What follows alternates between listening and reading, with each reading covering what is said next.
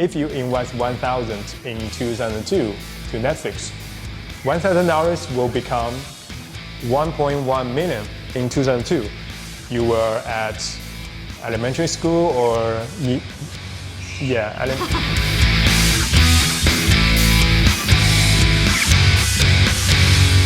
US Stock Bellwether, explaining US stocks in an easier way. Hello, welcome to US Stock Bellwether. I'm Yang. I'm Evelyn. So today we are going to talk about Netflix. And I think that what they did very smart is they connect like the new generation with the old like classic series. Just like what we put here, the Stranger Things and also Wednesday. Actually, it was followed from Addams Family. Yes. I know, that's a very 1990s film, right? And also Stranger Things. I think like famous, the Steven Spielberg E.T. That's from 1980s. Microsoft. You cannot unsubscribe from Microsoft Office. You have to use the everyday Microsoft Windows, right? You have to pay for that. Netflix is the same. Netflix and Spotify, which is the two best streaming service I like, I will never cancel it because what do I do for entertainment after work, right? So that the PE ratio is high relative to other competitor is because it has a very sustainable cash flow growth. And I think like another thing that Netflix doing different than other streamer is they are willing to invest and invest a lot, like giving those director or producer to produce something they like or they're good at. Yeah, to localize on their country, they are giving their power to the director in Korea, director in Japan, director in Thailand, even director in Britain and also Spain, so that the global audience, they can watch the content based on their language, their culture, but in the same time also spread their culture to other countries. The only bad news I can think of Netflix this year is that Trump threatened to impose 100% tariff on the Netflix film that is making in other countries, for example, Canada or Europe, that may cause Netflix a very high original cost because they need to pay tariff. But it's very hard to implement based on the law, and it is very hard to pass on Congress because it's very hard to determine which film is shooting outside of country and how to charge what kind of percentage of tariff. The original the intention is very good because Trump wants to keep the business in US so they can have more jobs created by Netflix film making the process.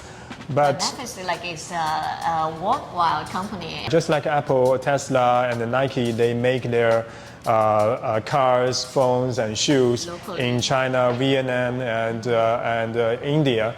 It's because they can lower down their cost. It's good for the company, but from the political reasons, you want to grow your employment rate so that you want them to shoot in film in United States. But it's not possible because the cost is too high, and you will be paying for a higher membership fee, maybe $60 a month. But also their audience from all over other countries or all over the world, they want to watch something different instead of just everything filmed in the US. So you have to making films in other countries. Emily in Paris.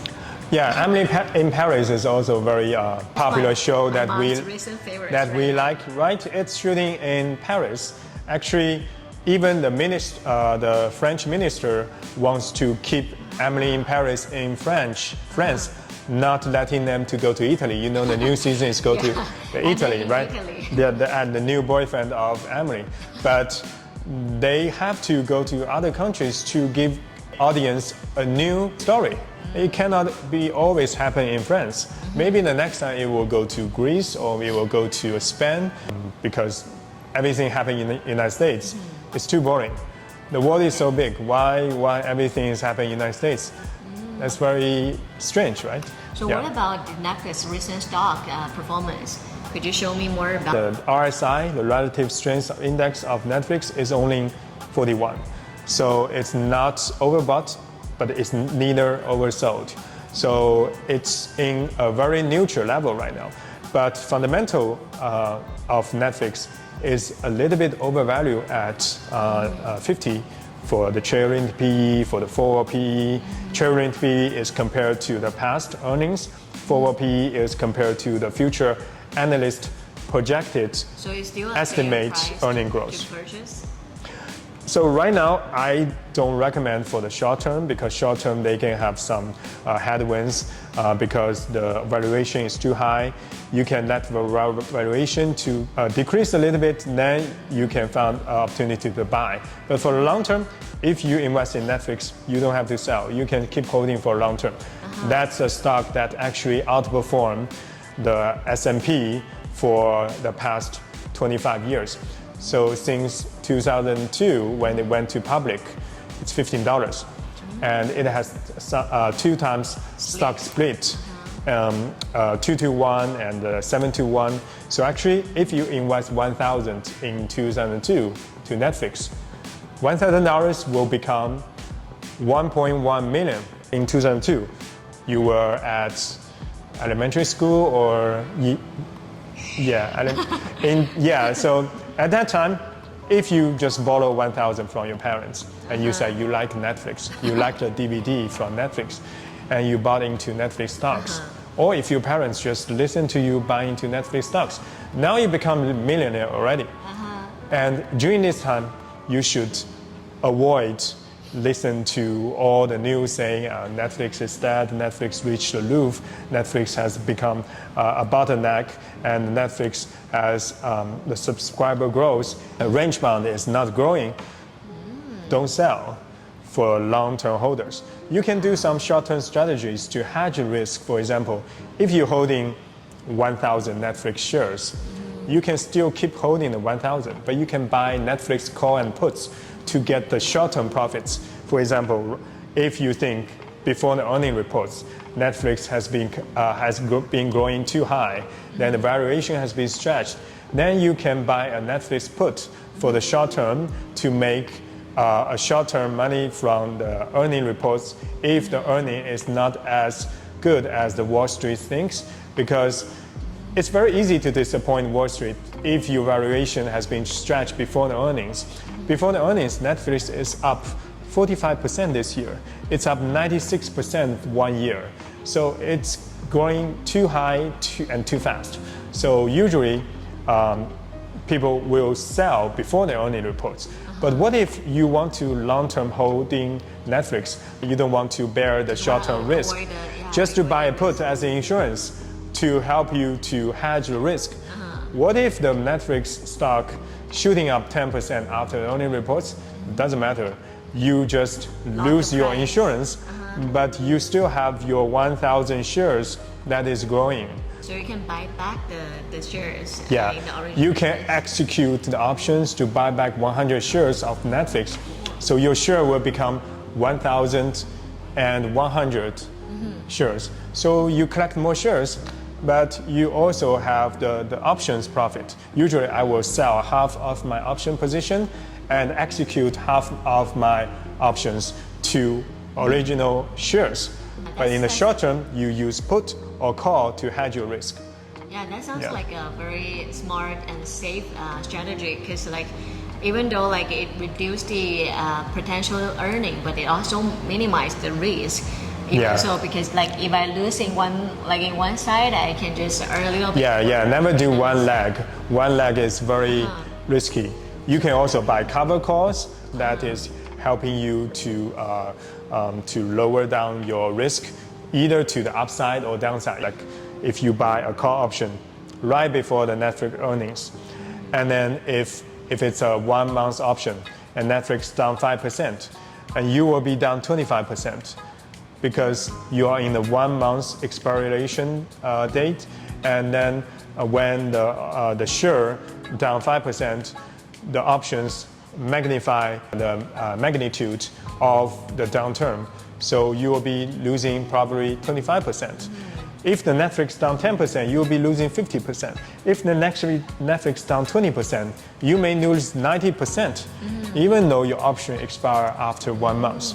then it's very hard to come back. But So like, what if like I do the continuous saving plan? Would that also be another strategy I can use? you mean the regular investment plan that you keep buying into? Yeah, you can do that. Yeah, just That's like a good way to help you automatically to. transfer. Yeah, to the you stock can conquer your fear of whether I should sell now, whether I should buy the dip. You don't need to think about it. You just do a regular investment plan. I mean, don't have time like to look market every day or like focus. Yeah, for people who go to study, who go to work every day, you cannot watch the market start from 9:30 to 4. The only thing you can watch the market maybe during lunchtime. But lunchtime usually is the peak of the day, so you don't want to buy at that day. Okay. So it's better to buy at the market close. That's my strategy. I always buy between 3:30 to 4. That's a good time to buy. Never buy at the market open, only if the market open dramatically down. Yeah, for example, 9:30, usually the market goes up too high. You don't want to buy too high during intraday. Yeah, it's better to wait for the market to slowly correct it after 12, usually after your lunchtime. So the price will be more steady at like for that day. Yeah. So usually at 3:30, that will give you the most reasonable price. Okay. Because during the day, there are buyer and seller that they are keep competing. They are getting the quote for the price, and then you don't have to be in the battlefield of buy and sell. You can just go into the end of the day to buy at a reasonable price, even though if the stock price going up too high at the end of the day, that may be a good point to buy, because if the chart is going up steadily, that means institution buyers, they are buying. Because only institution buyers, because they have enough money to bidding the price up. And they have like a model like. But they cannot do lump sum because that would be violating the SEC rule. So they are slowly buying into the stock. Just like Warren Buffett, he buys stock, he cannot buy 1 million shares in one day. He will still slowly buy into the share, so that won't be caught by SEC. If the PE price earning ratio of Netflix has exceeding 60, 70, 80, then that may be overvalued. Then you should sell a little bit, not just all of your position, but maybe you can sell 30% of your position and wait for it to back to the reasonable PE. And then you can also watch the RSI index. That's the most reliable index I have been watching. So when it reaches 80, you have to sell. You may sell too early, but you may never sell at wrong price, because the RSI 80, that means the market is really overbought, too confident in this company. So right now, like your opinion is like the Netflix stock has already pricing like the future 6 months or so. It may be priced in, but it's not for sure, because they can have some new business like the sports, like the gaming business, like the ad tier if it's growing much faster than Wall Street expected, and then it can continue to go to an all-time high. So keep your long position long. That is the base. But you can buy options to hedge your risk by short-term call and put. But don't buy 1 month or 3 months call and put. Usually we buy 6 months or even 12 months call and put, even though it's very expensive. But it gives you a peace of mind, because when the stock price is down, you will not down 10 times more. You may down 2 times more, or you may down 20% more. So you can still have the capital to come back. Yeah, but if you lose your capital, you don't have the capital to come back. So yeah, after all the story you're telling today, now I guess I understand why Netflix becomes one of your favorite company. Netflix is really an encouraging company. It started in 1997 as just a mailman delivering DVD, and now become an AI contact company. But I think, I hope in the future I can just go to Netflix land, just like Disney or Universal Studio. Yeah, Disney has been 100 years. It's too old. So I don't want 100 years after the kids all go to Disneyland for another 100 years.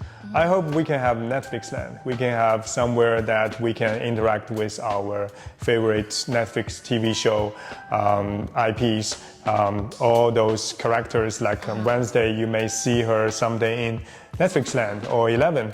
That would be much more cool than seeing Mickey Mouse and Donald Duck, right? So I hope Netflix land is the future of the theme park. So yeah, I think that in the future, I wish I can just sit in Netflix Land's restaurant and then just watch their movie and have NPC surrounding by me, and I can eat fried chicken and also fried popcorn to watch movie. Yeah. Hope we will have Netflix land someday. So this is our topic for today. If you like our channel, please subscribe and thumbs up for our video. And we will keep giving you the stock analysis that I think that will be benefit all the stock investors. Subscribe to US Stock Bellwether. Thank you. Bye-bye. Thanks for watching US Stock Bellwether. Don't forget to like, subscribe, and ring the bell. We will see you next time.